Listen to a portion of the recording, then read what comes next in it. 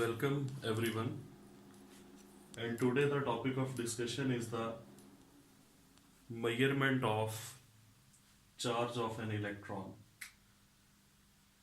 The charge of an electron was measured by Robert Andrews Millikan R.A. Millikan in 1909. There is another name, Harvey Fletcher. This Harvey Fletcher was student of the R.A. Millikan, and all the practical work of the measurement of charge of an electron that was performed by Harvey Fletcher. But because he was working under R.A. Millikan, so the credit was given to Robert Andrews Millikan. Now it is the apparatus which is used for the measurement of charge of an electron. Basically there was an experiment which is called as the oil drop experiment.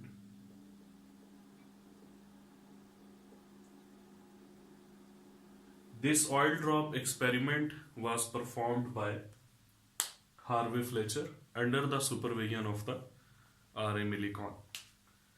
Now the apparatus is a metallic chamber.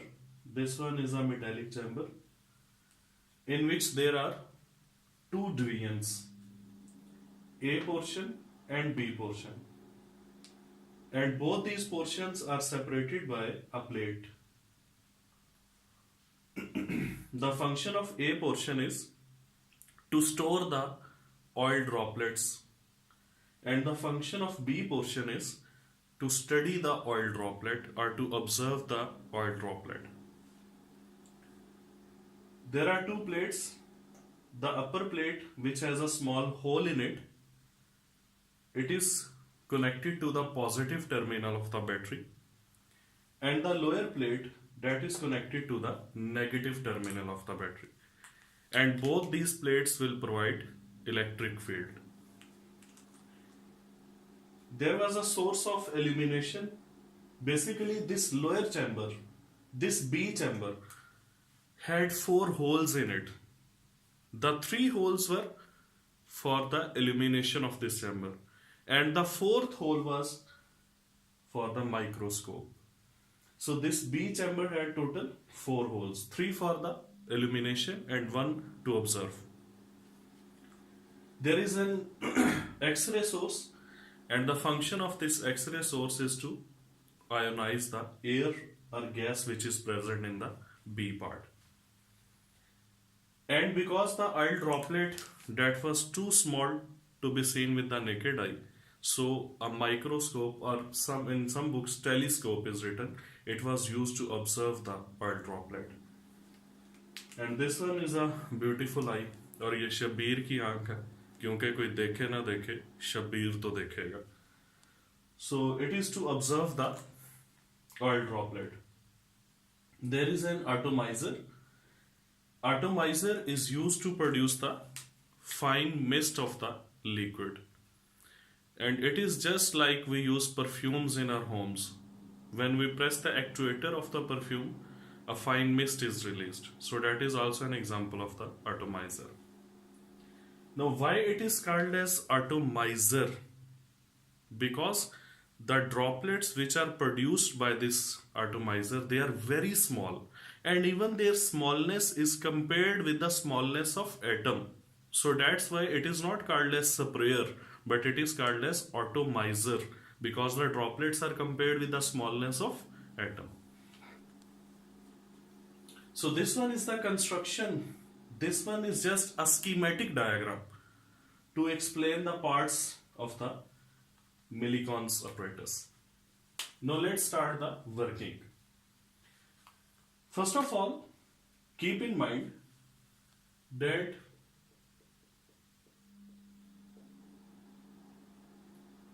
electric field is off. At the start of the experiment, the electric field is off. Atomizer produces fine mist of the oil droplets, Which oil is used and why that oil is used, I will discuss at the end of the video lecture. So fine mist of the oil droplets is produced. This hole is so small that even the droplets can move one by one through it. So some droplets they move in the part B and part A is just for the storage of the droplets. When this oil droplet reaches in part B, the source of illumination will illuminate it and we will observe the droplet. Obviously, the droplet will be falling downward. And first of all, this droplet will be having very high speed. It will be accelerated. And why it is being accelerated? Due to the presence of gravitational force. Now the formula of gravitational force, you know, that is m into g. But every one of us know that mass is equal to density into volume. So mass is equal to density into volume multiplied by g. This g is the force of the gravity, you know very well. Now, volume. The droplet is spherical in nature, and you know the volume of the sphere is given by a formula 4 by 3 pi r cube. It is given by the formula 4 by 3 pi r cube. This is the volume of the spherical oil droplet. And the density is shown with the symbol rho minus rho air. Basically, this rho is the density of the oil, and this rho air is the density of the air because the oil droplet is moving downward through air. And G, same, that will be G. So this one is the formula of gravitational force, which is acting downward on the oil droplet and it is moving downward under the influence of this force. In the formula of this gravitational force, 4 and 3 are constant, pi is constant, density of oil is known to us, density of air is known to us, G is constant. Only there is one thing which is missing. If we find that thing, we will find the value of the gravitational force, and that is the radius of the oil droplet. So we will find it in some moments, wait for it.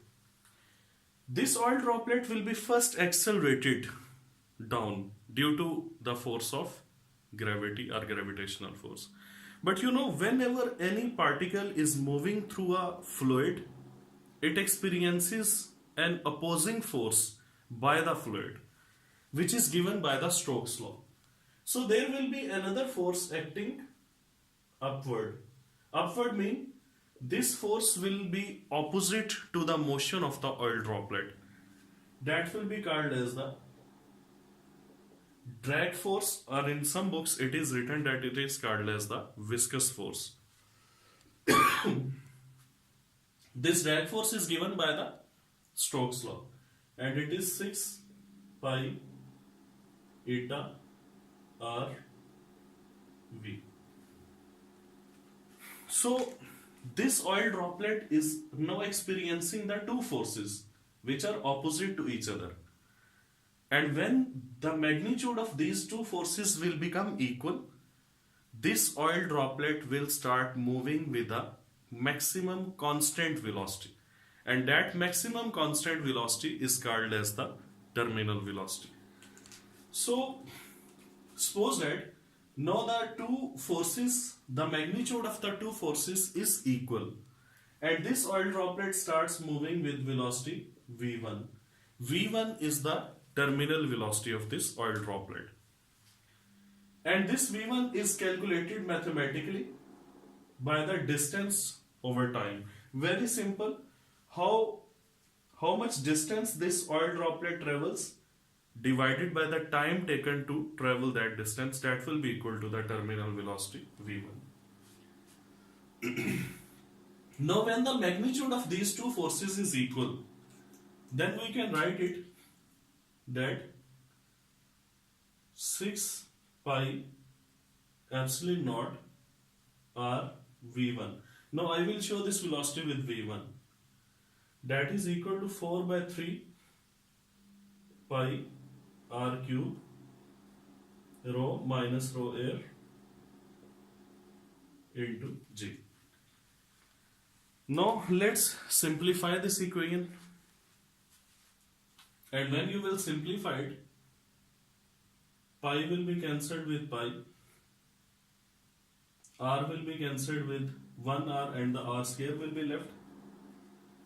So now let's rearrange the formula. Here we have only r square, and that r square is equal to 6 eta v1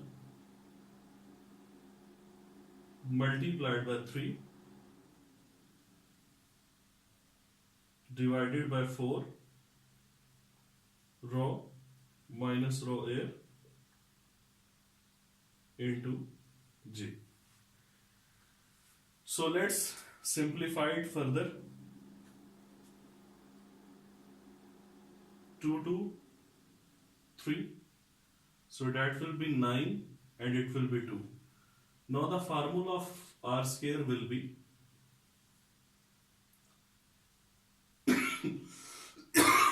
sorry for interruption. R square is equal to 9 eta v1 divided by 2 rho minus rho air into g. So this one is the formula of the r square, and simply if you will take square root of this formula, you will get the value of r. So basically this expression is just used to find the radius of the oil droplet, and once the radius of the oil droplet is known, we can easily find the gravitational force. So this formula will give us the radius, and you will have to keep this formula in your mind because this radius will be used in the further calculations. So this will give you the formula of the radius of the oil droplet. Now this was the portion of the discussion when electric field is off. And keep in mind that this portion covers two forces, drag force and gravitational force, and at the end we find the value of r square and the gravitational force. Let us move forward now.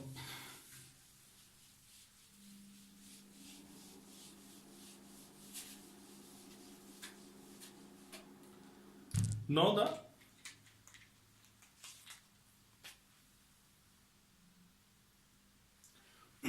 first of all, let me tell you one thing, that when this atomizer will produce fine mist of the oil droplets, due to friction, some of the oil droplets will get negative charge.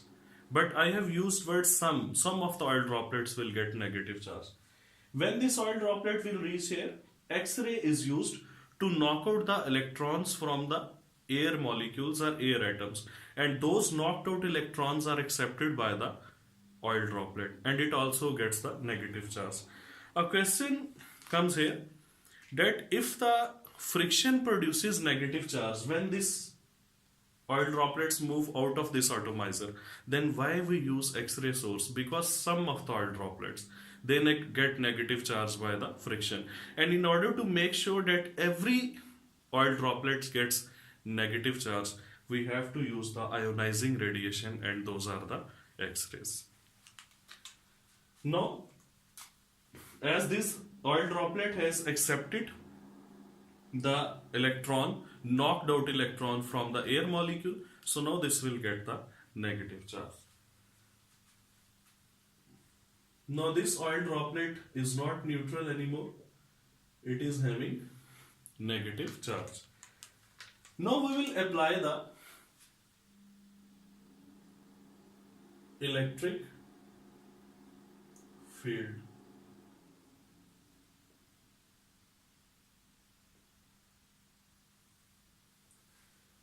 We will apply the electric field, and you know, when the electric field will be applied, the upper plate will get positive charge and the lower plate will get the negative charge. As this oil droplet is having negative charge, so it will be attracted towards the upper plate. When it will be attracted towards the upper plate, again first of all, it will be accelerated and moving with a high velocity towards the upper plate.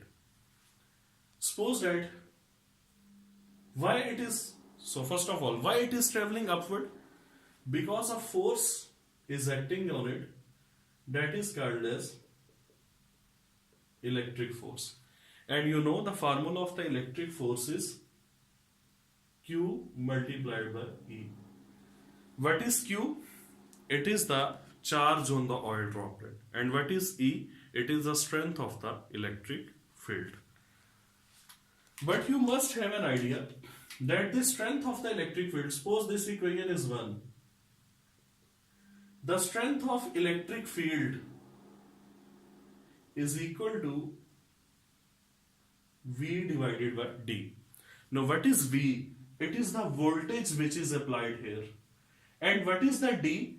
It is the distance between these two plates, between the positive plate and between the negative plate. So E is equal to V or D. Putting the value of E in 1, the electric force is equal to Q into V divided by D. Now this one is the formula of the electric force, and this electric force is the force which is attracting oil droplet, negative oil droplet upwards. Now keep one thing in your mind, that when we apply the electric field, there are two possibilities. This discussion is now very important, listen it carefully. There are two possibilities. The first possibility is that this oil droplet gets static. First possibility is the oil droplet gets static. It will be suspended. Why it is suspended? Because the electric force is acting upwards and the gravitational force is acting downwards. And when both these forces will become equal, then the oil droplet will be suspended. So I can write down that it will be static when electric force will be equal to gravitational force. Now you can see that here where the electric force is written, I can also write it down gravitational force because both are equal. So Fg is equal to Q into V divided by D. What will be the formula of Q? Q will be equal to Fg multiplied by D divided by V. This one is the first way to find the charge of the oil droplet Q. A few moments before, I have told you that gravitational force that can be calculated by putting the value of R in it. D is the distance between the plates, that will be known to us, and V is the voltage applied. All these quantities are known to us. Now the charge on the oil droplet, it can be easily calculated. But now the second case, this was the first case, that the oil droplet gets static and it is suspended in the air in this chamber B. But there is another possibility, and what is that? That instead of being static,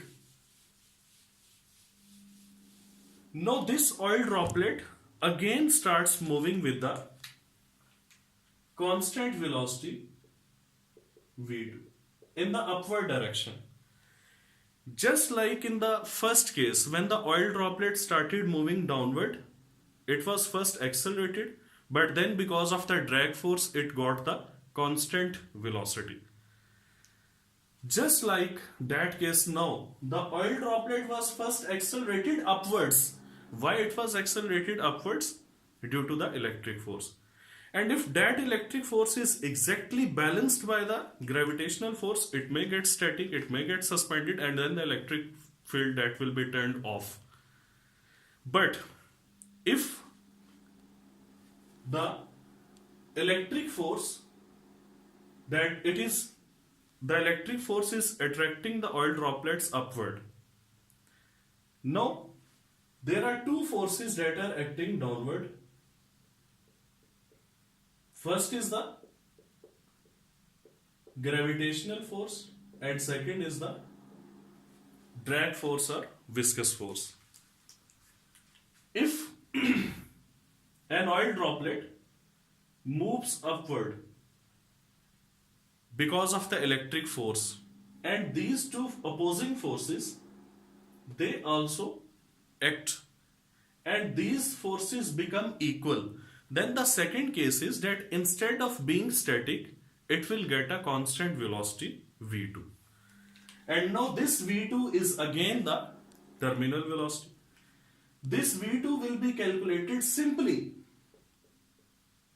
by dividing distance over time. Mean distance traveled by the oil droplet in upward direction and the time taken to travel that distance, the ratio will be equal to the v2. Now, in that case, it means electric force is equal to combined effect of two forces, that is the gravitational force plus drag force or viscous force. Now, in this case, gravitational force, let us put value of all of these. What is the electric force? That is Q into V over T.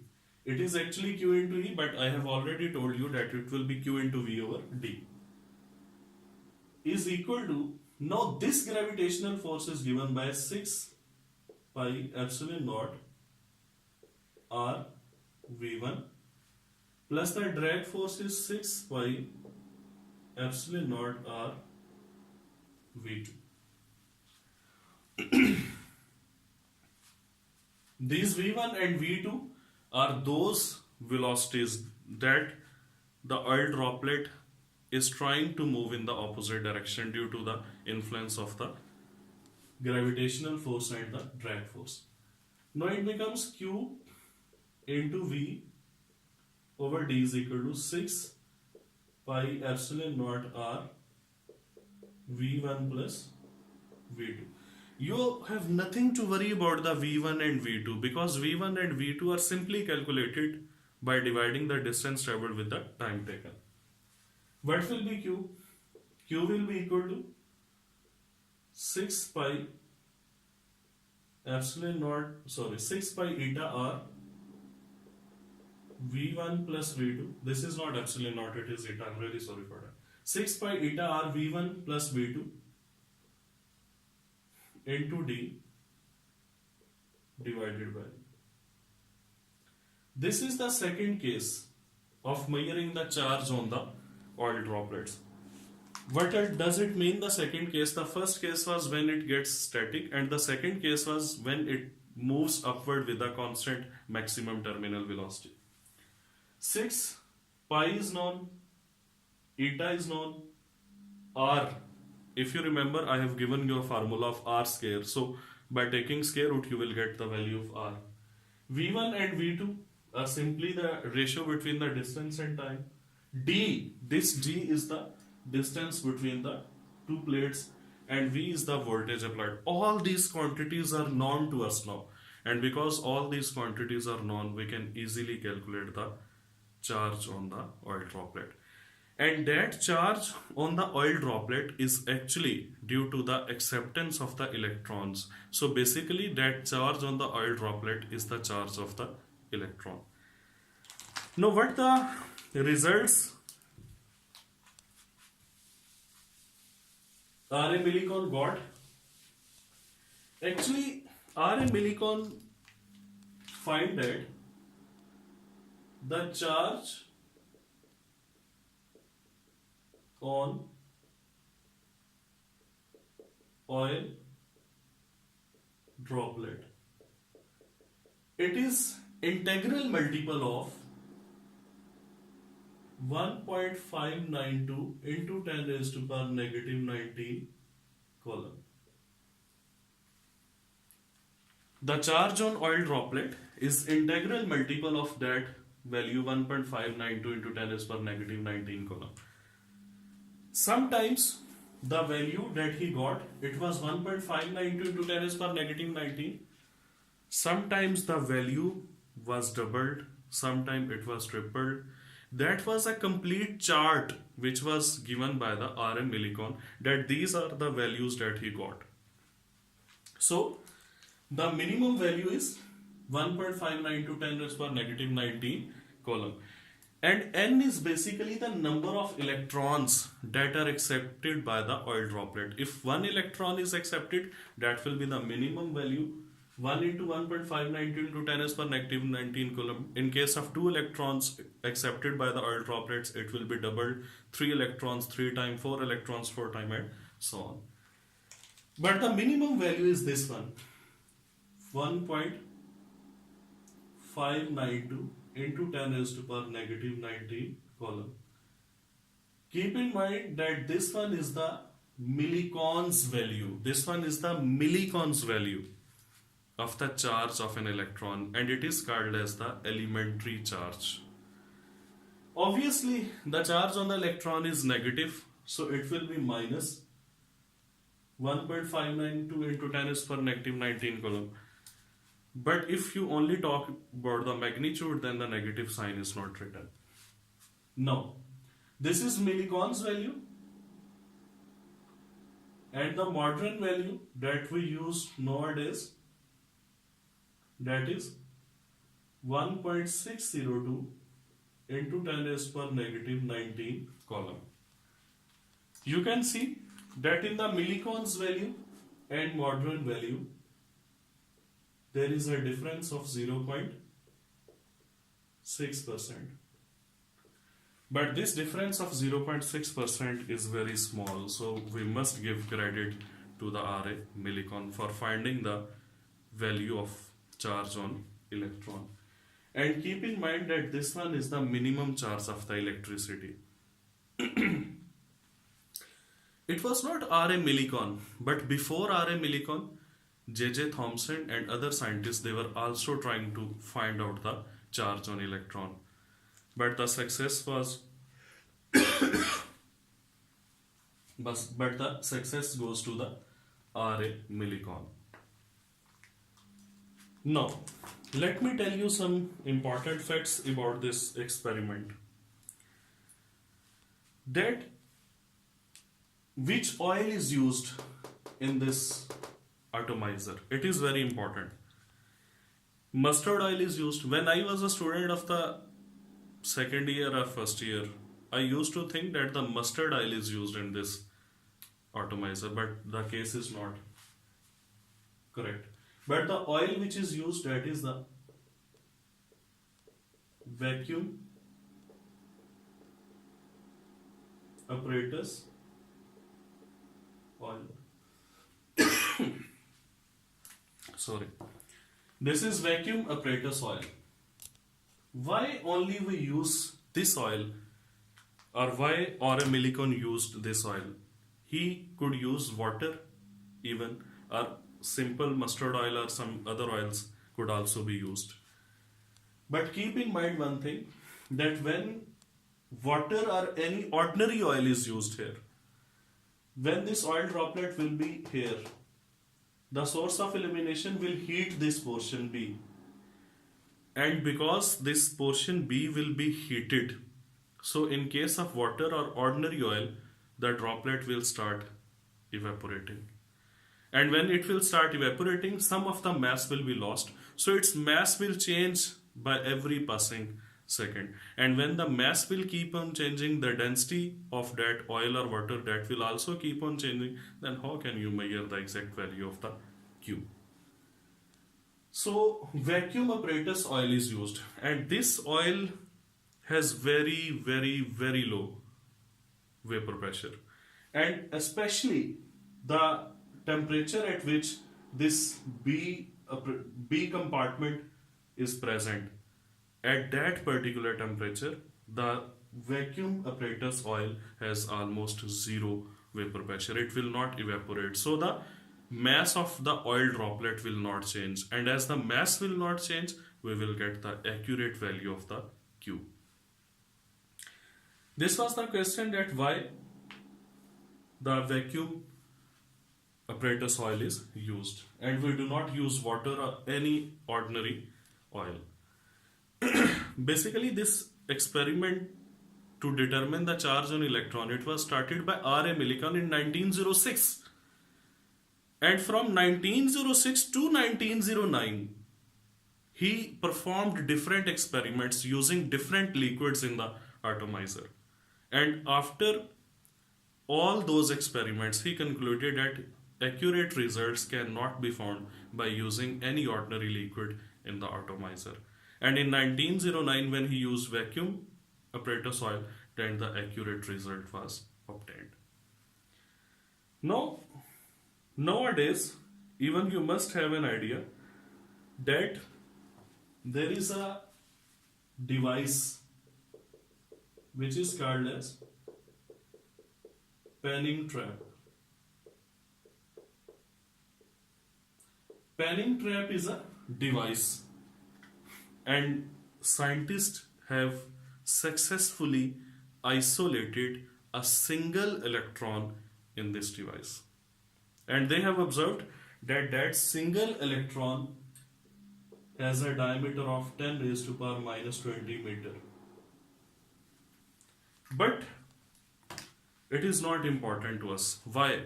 Because in physics or chemistry, whenever we use electron, we take it as point charge, and point charge is the electric charge without any dimensions. No physical dimensions are considered in it, so this diameter is not as much important for us. It was all about the discussion of the measurement of charge on an electron. Now listen carefully. I always believe that one must focus on the textbook, the contents of the textbook, what is written, the wording and the lines of the textbook.